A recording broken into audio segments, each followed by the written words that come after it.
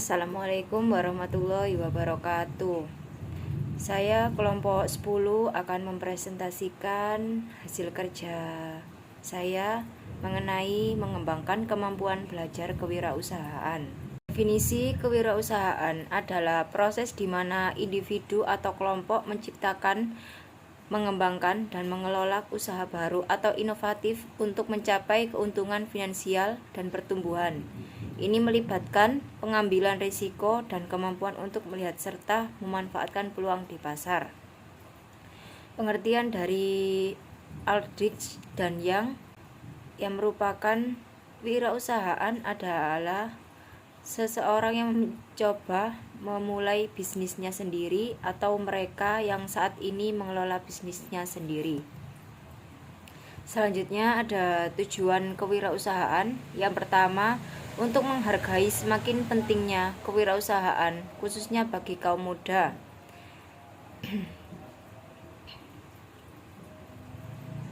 Yaitu dengan memotivasi generasi muda untuk memahami peran kewirausahaan dalam menciptakan lapangan kerja dan mendorong inovasi. Contohnya, program pelatihan bagi siswa sekolah menengah untuk mengajarkan keterampilan bisnis sejak dini. Yang kedua, mampu mengartikulasikan sifat pendekatan pembelajaran yang dianjurkan dalam buku ini. Yang dimaksud yaitu memahami cara pembelajaran kewirausahaan yang efektif seperti proyek, simulasi, dan studi kasus. Contoh sederhananya yaitu mahasiswa magang di Departemen Pemasaran sebuah perusahaan untuk mempelajari bagaimana teori pemasaran diterapkan dalam praktik. Yang ketiga ada memahami pentingnya mengembangkan pola pikir kewirausahaan untuk mempertimbangkan peluang dan ancaman yang terkait pandemi COVID-19. Yaitu dengan menanamkan sikap inovatif, kreatif, dan adaptif dalam menghadapi perubahan dan tantangan. Contohnya, mahasiswa melihat masalah kebersihan di lingkungan kampusnya, mungkin menciptakan program daur ulang atau layanan kebersihan yang melibatkan teman-temannya menggunakan pendekatan kewirausahaan untuk memecahkan masalah lokal. Yang keempat, untuk mengenali bahwa pengetahuan yang terkait dengan kewirausahaan bersifat dinamis dan berubah dengan cepat, yaitu memahami bahwa tren dan informasi dalam dunia bisnis selalu berkembang. Contohnya, wirausaha mengikuti seminar terbaru untuk mengetahui perkembangan teknologi dan strategi pemasaran terkini. Nah, dengan tujuan-tujuan tersebut untuk membentuk individu yang kompeten, percaya diri, dan siap menghadapi tantangan dunia bisnis yang dinamis. Selanjutnya, pentingnya kewirausahaan. Seperti yang dibahas dalam bab 13, penting untuk mempertimbangkan perbedaan antara kewirausahaan berbasis peluang dan berbasis kebutuhan. Yang dimaksud kewirausahaan berbasis peluang yaitu peluang terjadi ketika seseorang memulai usaha berdasarkan pengenalan terhadap peluang pasar yang menguntungkan atau ide inovatif yang dapat memenuhi kebutuhan konsumen. Contohnya perusahaan e-commerce yang memanfaatkan tren belanja online yang terus berkembang untuk menciptakan pasar baru. Contohnya kayak Shopee ya. Shopee itu memiliki fitur-fitur belanja online untuk memudahkan pelanggan untuk mencari sesuatu yang diinginkan. Selanjutnya, kewirausahaan berbasis kebutuhan muncul ketika seseorang memulai usaha karena terpaksa, biasanya karena tidak ada pilihan pekerjaan lain atau situasi ekonomi yang mendesak. Contohnya, pedagang kaki lima yang membuka warung makanan atau barang untuk memenuhi kebutuhan ekonomi keluarga mereka. Jadi di sini itu kayak seseorang yang belum pernah memulai usaha, terus orang tersebut membuka warung makanan supaya perekonomian mereka itu bisa terpenuhi, itu seperti apa gitu. Selanjutnya ada tabel 1.1, yaitu mengembangkan rutinitas baru. Nah, mengembangkan rutinitas baru adalah proses menciptakan dan mengadopsi kebiasaan atau pola aktivitas yang baru dalam kehidupan sehari-hari. Ini bisa dilakukan untuk mencapai tujuan tertentu, meningkatkan produktivitas atau mengubah gaya hidup. Di sini ada memindai jurnal perdagangan. Berarti secara aktif mencari informasi dari berbagai jurnal atau publikasi yang berhubungan dengan perdagangan dan industri tertentu. Jurnal perdagangan seringkali menyediakan berita terbaru, tren pasar, analisis industri, dan peluang baru yang bisa dimanfaatkan oleh pengusaha atau perusahaan. Dengan tujuan untuk mendapatkan wawasan atau pengetahuan terkini tentang perkembangan pasar, produk yang sedang tren, atau masalah yang sedang dihadapi oleh industri yang bisa diubah menjadi peluang bisnis.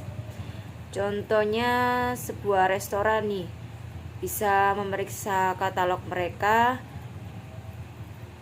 pemasok bahan makanan untuk melihat produk baru seperti bahan makanan organik atau bahan dengan sertifikasi halal yang dapat mereka tawarkan kepada konsumen mereka supaya menjadi keunggulan yang kompetitif, mengingat ada permintaan khusus untuk produk-produk tersebut di pasar. Yang kedua ada mengembangkan kontak pelanggan dengan membangun hubungan yang kuat dengan pelanggan untuk mengidentifikasi kebutuhan mereka saat ini dan di masa mendatang. Maksudnya di sini itu menciptakan komunikasi dan interaksi yang terus-menerus dengan pelanggan untuk memahami kebutuhan mereka dan keinginan mereka, baik yang ada saat ini maupun yang mungkin muncul di masa depan. Ini melibatkan usaha tidak hanya memenuhi kebutuhan pelanggan pada saat ini, tetapi juga untuk meramalkan dan mempersiapkan solusi untuk kebutuhan mereka di masa depan. Dengan tujuan menciptakan hubungan jangka panjang dengan pelanggan sehingga pelanggan itu merasa dihargai dan dipahami, akan meningkatkan loyalitas pelanggan untuk menciptakan peluang penjualan lebih lanjut. Contohnya nih, sebuah perusahaan penyedia layanan internet secara rutin melakukan survei atau percakapan dengan pelanggannya untuk mengetahui kepuasan mereka terhadap layanan yang ada dan apakah mereka memiliki harapan untuk peningkatan layanan tersebut. Selain itu, perusahaan ini mencoba untuk mengetahui apakah layanan tambahan yang diinginkan pelanggan itu memuaskan dengan peningkatan kecepatan internet atau penawaran produk di masa depan. Nah, dengan cara ini perusahaan tidak hanya memenuhi kebutuhan pelanggan sekarang, tetapi juga mempersiapkan diri untuk memenuhi kebutuhan mereka yang akan datang. Yang ketiga ada menghadiri pameran dagang, yaitu untuk merangsang ide produk baru adalah dengan menggunakan kesempatan dalam pameran dagang untuk berinteraksi dengan pesaing secara santai atau tidak resmi dengan tujuan untuk mendapatkan wawasan baru, inspirasi atau ide terkait produk, tren pasar, inovasi dari pesaing yang bisa diadaptasi atau diterapkan dalam pengembangan produk baru.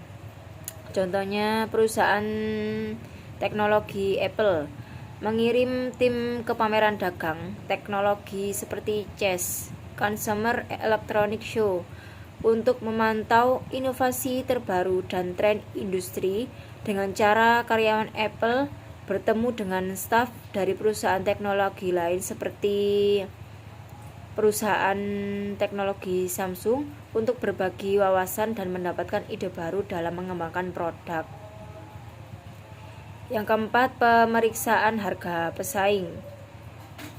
Di sini untuk memperkirakan basis biaya mereka. Dalam hal ini perusahaan tidak hanya melihat harga yang ditawarkan oleh pesaing, tetapi mencoba untuk memperkirakan berapa sih banyak biaya yang dikeluarkan oleh pesaing untuk memproduksi barang atau layanan tersebut. Contohnya, perusahaan makanan cepat saji McDonald memeriksa harga menu dari pesaing seperti Burger King dan KFC untuk memastikan harga mereka tetap kompetitif. Yang kelima ada mendorong masukan pemasok. Maksud dari dorong masukan dari pemasok ini melibatkan pemasok dalam tahap awal pengembangan produk baru untuk membantu mengurangi biaya dengan perusahaan bekerja sama dengan pemasok sejak tahap awal dalam proses pengembangan produk. Contohnya perusahaan sepatu Nike bekerja sama dengan pemasok bahan mereka dalam mengembangkan produk baru. Pemasok memberikan masukan tentang bahan yang tahan lama, awet dan nyaman dipakai, yang dapat mengurangi biaya keberlanjutan produk. Selanjutnya ada pendekatan berbasis praktik terhadap pembelajaran kewirausahaan. Yang pertama ada modal ekonomi, merujuk pada sumber daya keuangan yang dapat diakses oleh wirausahaan pemula. Dapat mencakup pendanaan. Contohnya pinjaman yang diberikan oleh bank atau lembaga keuangan yang kepada pengusaha. Contohnya perusahaan kecil dan menengah yang memiliki rencana bisnis yang solid dan dapat menawarkan jaminan kepada bank untuk mendapatkan pinjaman. Yang kedua ada utang dan ekuitas modal budaya, menyangkut proses sosialisasi yang terkait dengan pendidikan dan pelatihan serta bentuk-bentuk pengalaman terkait pekerjaan lainnya. Nah, di sini pengertian utang sendiri merupakan kewajiban yang harus dibayar oleh suatu entitas, individu atau perusahaan kepada pihak lain. Utang dapat muncul dalam berbagai bentuk seperti pinjaman dari bank, obligasi, atau hutang dagang. Contohnya, ketika seseorang meminjam uang dari teman untuk membeli sesuatu dan berjanji untuk mengembalikan uang tersebut dalam waktu tertentu. Contohnya, misalnya saya meminjam uang 1 juta dari teman saya untuk membeli sepeda motor. Saya berjanji akan mengembalikan uang tersebut dalam waktu 3 bulan. Dalam hal ini saya memiliki utang sebesar 1 juta rupiah pada teman saya. Nah, begitu dari contoh utang sendiri. Selanjutnya, pengertian dari ekuitas yaitu nilai kepemilikan dalam suatu perusahaan atau aset setelah dikurangi semua kewajiban utang. Ekuitas di sini mencerminkan investasi pemilik atau pemegang saham dalam suatu entitas, yaitu ekuitas juga dikenal sebagai modal sendiri.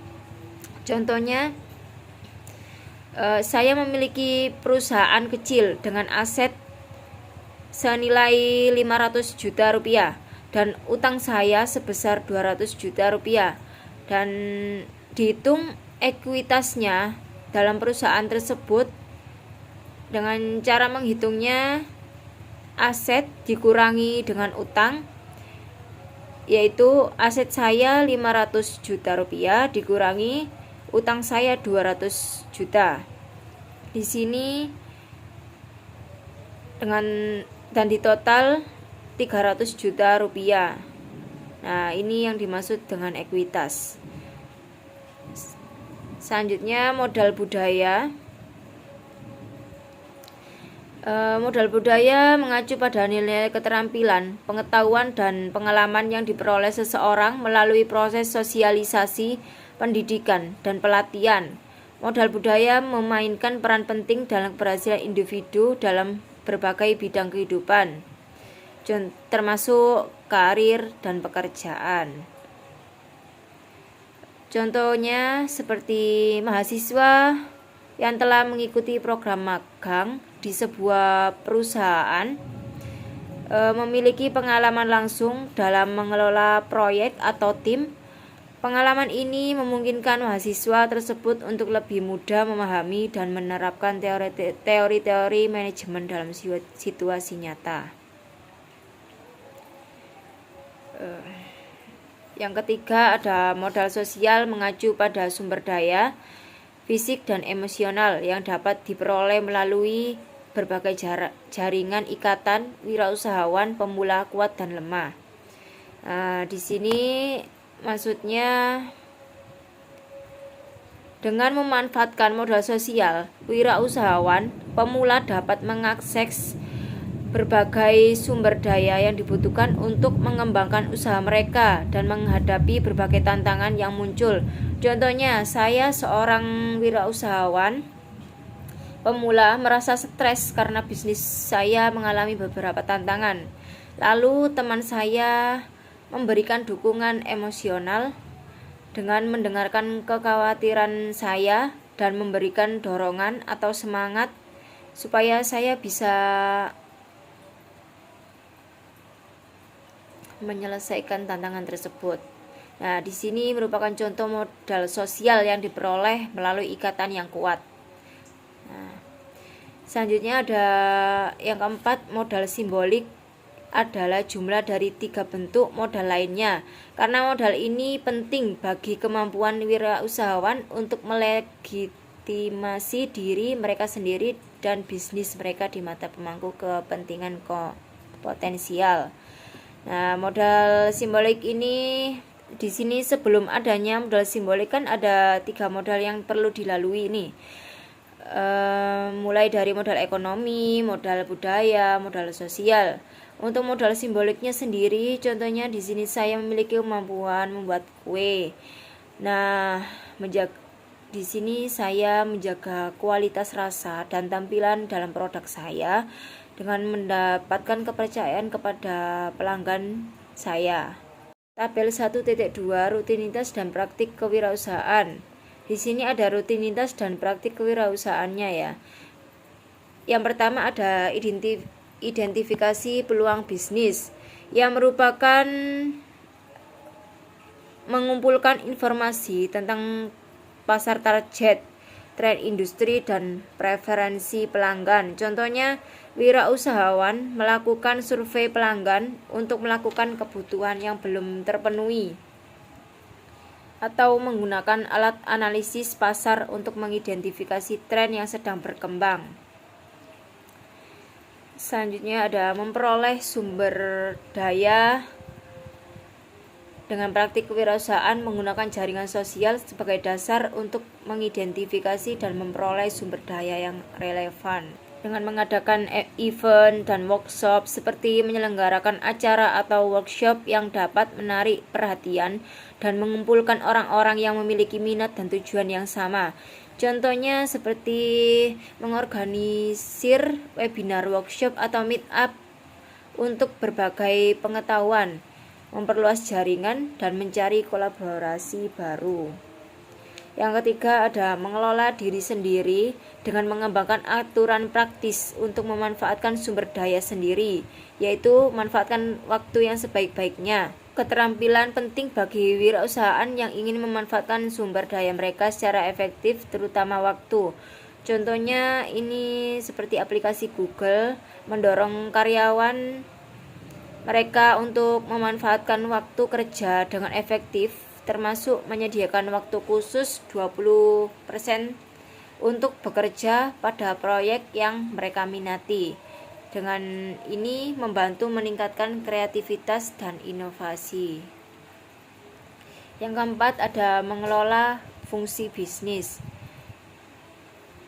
dengan belajar menyeimbangkan berbagai aktivitas yang terkait dengan bisnis baru, operasi keuangan pelanggan, pemasok, dan lain-lain.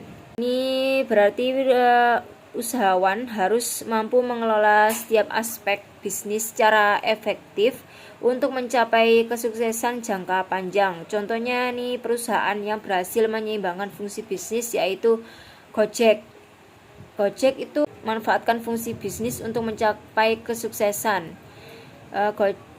Gojek di sini merupakan aplikasi super yang menawarkan berbagai layanan seperti transportasi, pengiriman makanan, dan pembayaran elektronik di satu platform. Cara di mana Gojek menyeimbangkan fungsi bisnis mereka yaitu dengan menggunakan teknologi canggih dan inovasi untuk meningkatkan efisiensi operasional dan memberikan pengalaman yang lebih baik bagi pengguna. Dengan memahami dan menerapkan rutinitas serta praktik kewirausahaan ini, pengusaha dapat lebih siap dalam mengelola bisnis mereka dan meningkatkannya dengan peluang yang keberhasilan. Selanjutnya ada mengembangkan pola pikir kewirausahaan.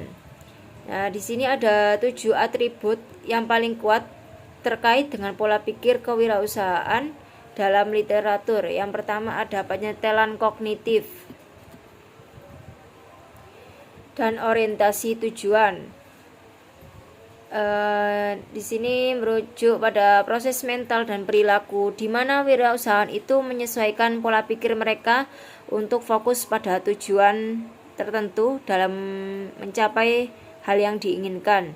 Contohnya perusahaan yang mengaplikasikan penyetelan kognitif di sini yaitu Apple. Apple di sini memiliki visi untuk mengubah cara dunia menggunakan teknologi seperti iPhone, iPad, dan Mac. Tujuan Smart Apple yaitu untuk meluncurkan produk baru, meningkatkan pengalaman pengguna, dan memperluas pasar internasional. Apple di sini terus memantau tren teknologi dan umpan balik pelanggan untuk memperbarui dan meningkatkan produknya. Yang kedua ada heuristik logika, juga dikenal sebagai aturan praktis, yaitu metode pengambilan keputusan yang mengandalkan aturan praktis atau pendekatan yang disederhanakan untuk menyelesaikan masalah secara cepat dan efisien, terutama dalam situasi yang kompleks atau di bawah ketidakpastian. Contoh, saya membuka aplikasi pencari restoran dan melihat restoran tersebut memiliki rating yang tinggi dan banyak ulasan yang positif, sehingga saya bisa memilih restoran tersebut. Karena menurut saya dengan rating yang tinggi dan ulasan yang positif itu membuat saya percaya bahwa restoran tersebut pelayanannya baik dan mungkin makanannya enak. Yang ketiga ada kewaspadaan. Dengan menekankan pentingnya wirausahawan memiliki kewaspadaan untuk melihat peluang bisnis baru. Dengan kewaspadaan yang tinggi, wirausahawan dapat lebih cepat beradaptasi dengan perubahan di pasar. Mereka bisa merespon dengan cepat terhadap ancaman atau peluang baru yang muncul. Contohnya seperti mengikuti berita industri, laporan riset pasar, dan analisis kompetitor secara rutin untuk mengidentifikasi tren dari peluang baru. Yang keempat ada kombinasi pendidikan dan pengalaman kerja. Salah satu faktor kunci dalam pengembangan karir dan kesuksesan profesional. Contohnya perusahaan mobil Toyota membuka lowongan pekerjaan, menghargai karyawan memiliki pendidikan formal dalam teknik mesin, manajemen bisnis, atau bidang terkait lainnya. Dalam pengalaman kerja mereka mencari latar belakang magang atau pekerjaan sebelumnya di industri otomotif.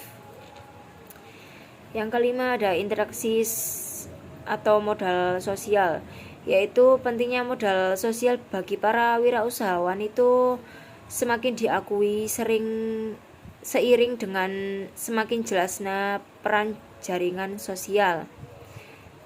Modal sosial mengacu pada manfaat yang Anda peroleh dari keluarga dan teman dekat dan teman dari teman.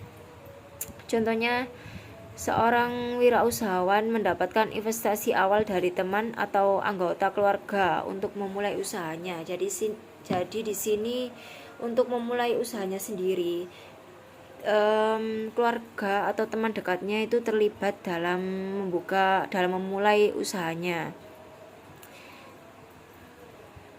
Yang ketujuh ada kemampuan beradaptasi kognitif. Di sini setiap bisnis kewirausahaan kemungkinan akan menghadapi lingkungan yang kompleks dan sangat dinamis yang membuat peramalan menjadi sangat sulit. Contohnya aplikasi Google menggunakan platform seperti Google Learning yang memungkinkan karyawan merencanakan, memantau dan mengevaluasi kemajuan mereka dalam berbagai kursus dan program pengembangan profesional.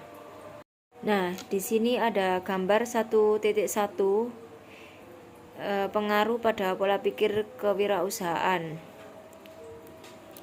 Di bagian atas, metakognisi yang mengacu pada kemampuan untuk menyadari dan mengatur proses berpikir sendiri, dan di bawah ada kemampuan beradaptasi kognitif, yaitu kemampuan untuk menyesuaikan cara berpikir berdasarkan situasi yang berubah.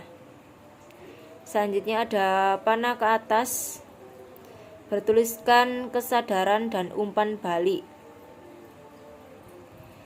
menunjukkan bahwa kesadaran dan masukan dari lingkungan mempengaruhi kemampuan beradaptasi kognitif. Panah ke bawah pembelajaran dan adaptasi, yaitu menunjukkan bahwa proses belajar dan adaptasi adalah hasil dari kemampuan beradaptasi kognitif. Selanjutnya ada 5 kotak di sini.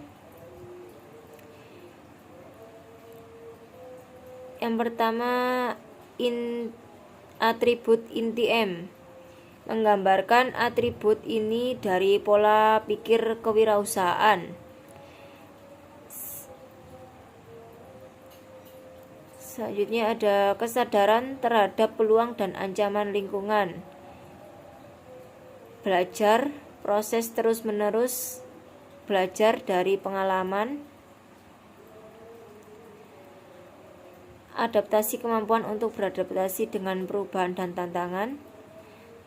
Nah, diagram ini mengilustrasikan bagaimana metakognisi melalui kemampuan beradaptasi kognitif mempengaruhi kesadaran, kewaspadaan, belajar, dan adaptasi individu dalam konteks kewirausahaan. Selanjutnya ada triad pola pikir kewirausahaan.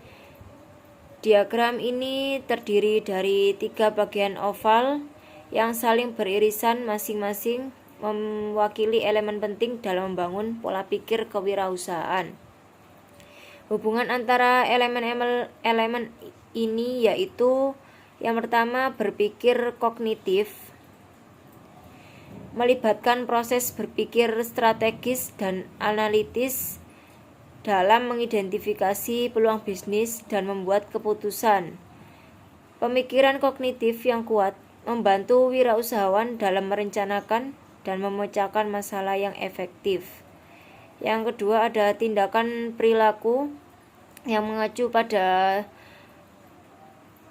tindakan praktis yang diambil untuk mewujudkan ide bisnis menjadi kenyataan, seperti mengelola operasi, membangun tim, dan eksekusi strategi yang telah direncanakan.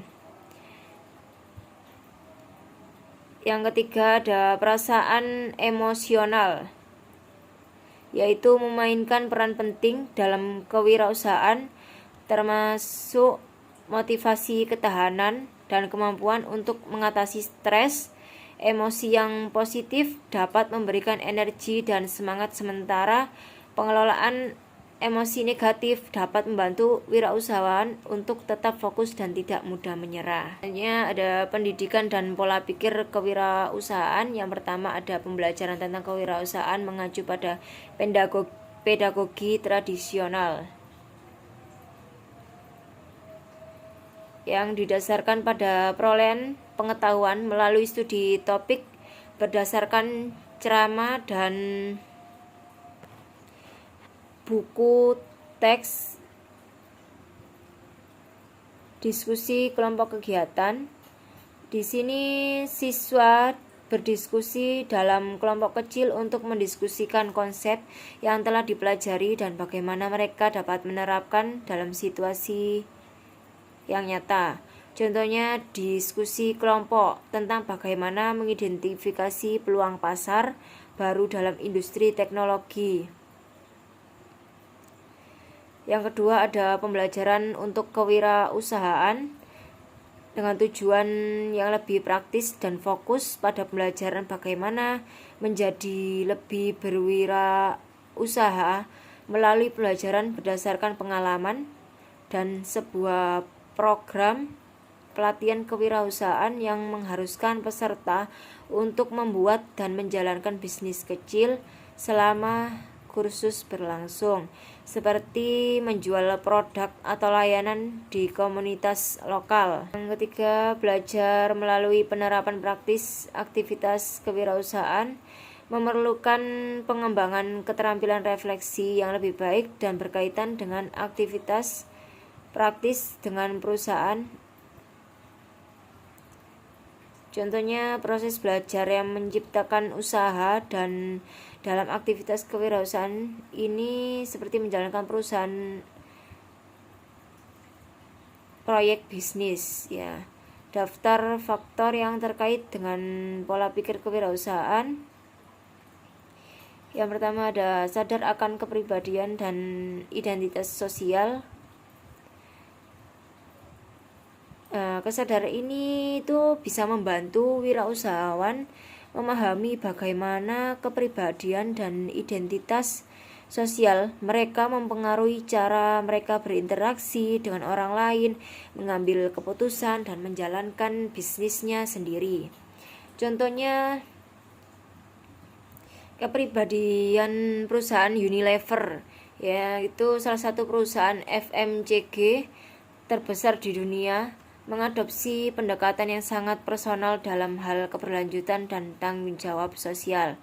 Di sini Unilever menerapkan dengan menjalankan program yang fokus pada peningkatan kesejahteraan karyawan dan komunitas, seperti inisiatif keberlanjutan untuk mengurangi dampak lingkungan. Mereka juga mendukung keragaman di tempat kerja dengan berbagai program pelatihan dan pengembangan untuk karyawan dari berbagai latar belakang. Yang kedua adalah termotivasi untuk mencapai ambisi dan tujuan pribadi. Contohnya pendiri Facebook yaitu Zuckerberg memiliki tujuan untuk menghubungkan orang-orang di seluruh dunia dan menciptakan platform sosial yang memungkinkan mereka untuk berbagi dan berinteraksi.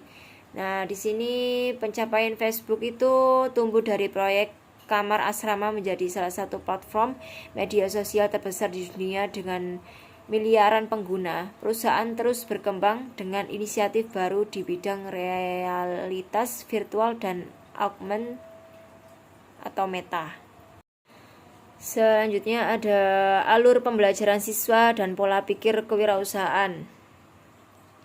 Diagram ini menunjukkan dua jalur utama yang berkontribusi pada pembelajaran kewirausahaan siswa, pembelajaran dalam kurikulum dan belajar di luar kurikulum. Nah, berikut rincian masing-masing jalurnya.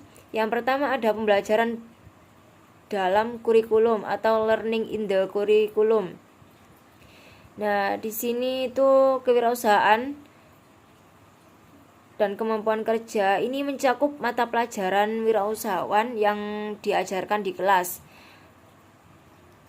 dengan memberikan landasan teori tentang bisnis dan kewirausahaan. Contoh, mahasiswa itu mengikuti mata kuliah kewirausahaan di Universitas Muhammadiyah Sidoarjo. Yang kedua ada opportunity for enterprise and creative problem solving, yaitu kesempatan untuk berwirausaha dan kreatif penyelesaian masalah. Nah, di sini itu siswa mendapatkan peluang untuk memecahkan masalah bisnis nyata, mengasah keterampilan praktis mereka. Contohnya dengan membuat tugas rencana bisnis atau proyek.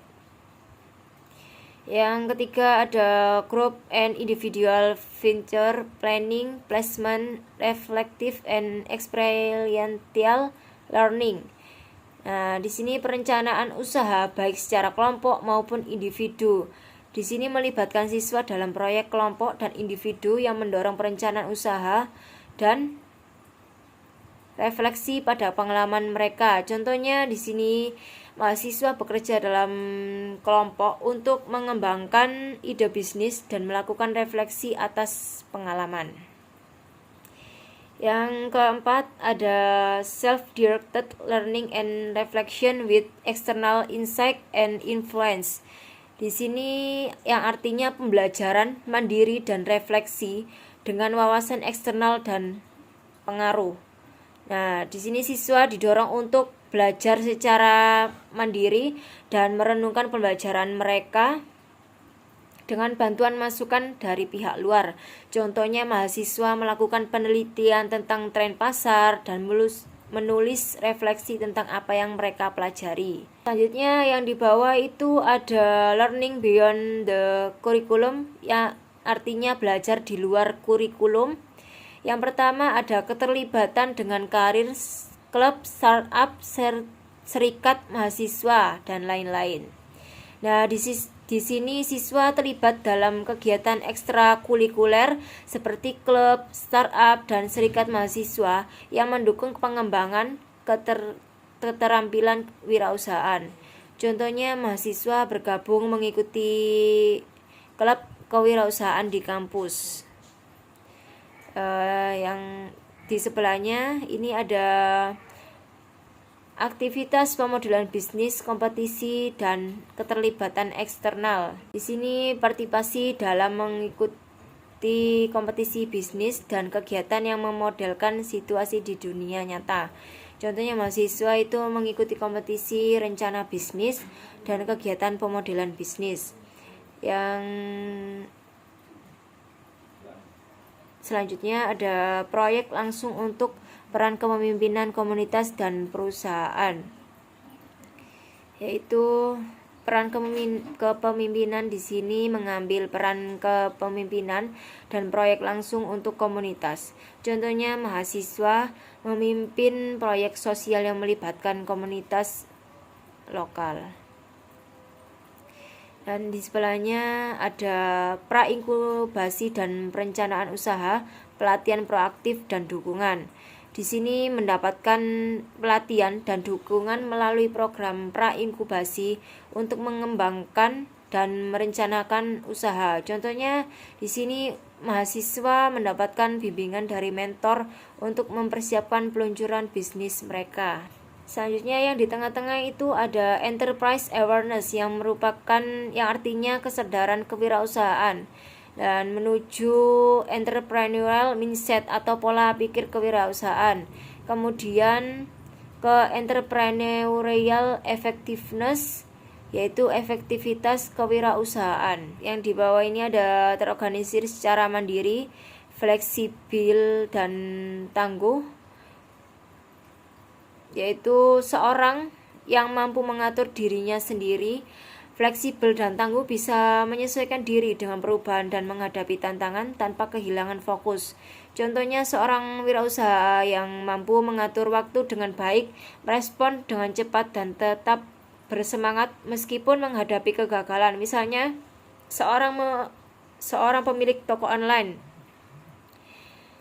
yang cepat beradaptasi dengan tren baru seperti e-commerce selama pandemi, mengubah strategi pemasaran mereka untuk menarik pelanggan secara online. Yang kedua, ada penasaran terhadap kemungkinan baru untuk menciptakan nilai. Nah, di sini itu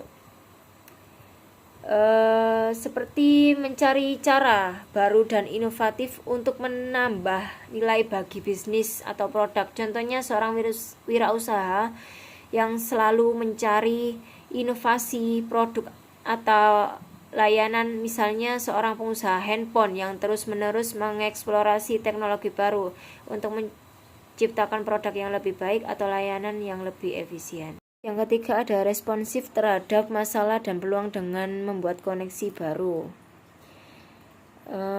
Di sini seorang yang responsif terhadap masalah dan peluang dengan cara menjalin koneksi baru dan memanfaatkan jaringan. Contohnya seorang pemilik restoran yang menggunakan jaringan profesional untuk menemukan pemasok baru ketika mereka menghadapi masalah dalam pasokan. Yang keempat, ada mampu melampaui batasan yang dirasakan dan mencapai hasil. Di sini kemampuan untuk melampaui batasan yang dirasakan dan mencapai hasil yang diinginkan, seringkali dengan berpikir di luar kebiasaan dan mengambil resiko. Contohnya seorang startup teknologi yang dengan sumber daya terbatas berhasil mengembangkan prototipe produk baru dan mendapatkan pendanaan dari investor. Selanjutnya, toleran terhadap ketidakpastian, ambiguitas, risiko, dan kegagalan. Yaitu untuk menerima ketidakpastian, ambiguitas, dan risiko kegagalan sebagai bagian dari proses kewirausahaan. Contohnya seorang pengusaha yang meluncurkan produk baru, meskipun ada risiko kegagalan apapun, mereka tetap belajar dari setiap kegagalan untuk memperbaiki strategi mereka agar lebih baik di masa mendatang. Yang keenam, ada peka terhadap nilai pribadi seperti etika sosial, keberagaman, dan kesadaran lingkungan. Contohnya seorang pemilik usaha fashion baju memastikan bahwa produk mereka itu diproduksi secara etis dan ramah lingkungan serta memperhatikan keberagaman dalam tim mereka. Nah, di sini dengan memahami dan menerapkan poin ini, wirausahaan dapat mengembangkan pola pikir yang kuat dan siap menghadapi tantangan dalam dunia bisnis. Selanjutnya ada laporan GEM, Global Entrepreneurship Monitor, memberikan saran untuk para pembuat kebijakan. Yang pertama, ada komunikasi yang jelas dan ringkas merupakan suatu keharusan. Nah, di sini kebijakan harus dikomunikasikan dengan cara yang mudah dipahami oleh semua orang, terutama pengusaha. Contohnya, pemerintah dapat membuat panduan sederhana tentang kebijakan pajak baru yang dapat diakses dan dipahami oleh pengusaha kecil melalui situs web resmi atau medsos. Yang kedua, ada kolaborasi dan kerjasama dengan kewirausahaan.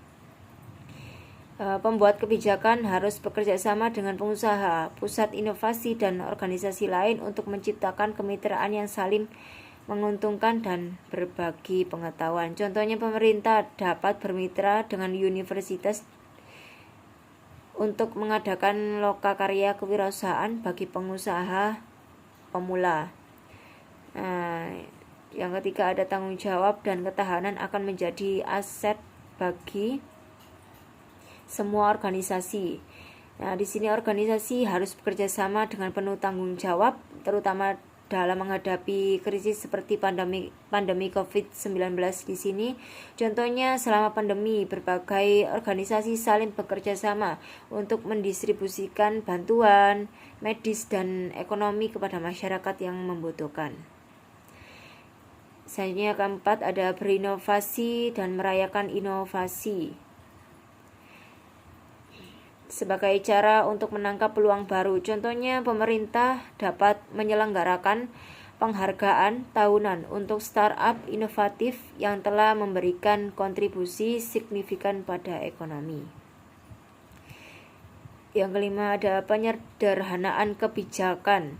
Nah, kebijakan harus dibuat lebih sederhana sehingga lebih mudah dipahami dan diikuti, terutama oleh pengusaha baru di sektor informal.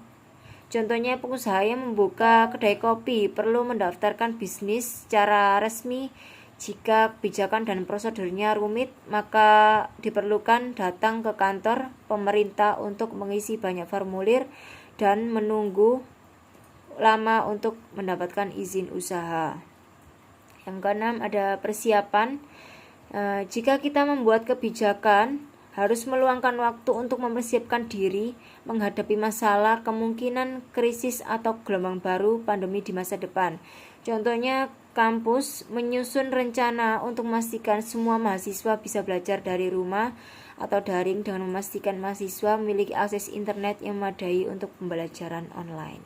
Di sini saya akan memberikan pertanyaan kepada kalian. Mengapa atribut metakognitif penting bagi wirausahawan?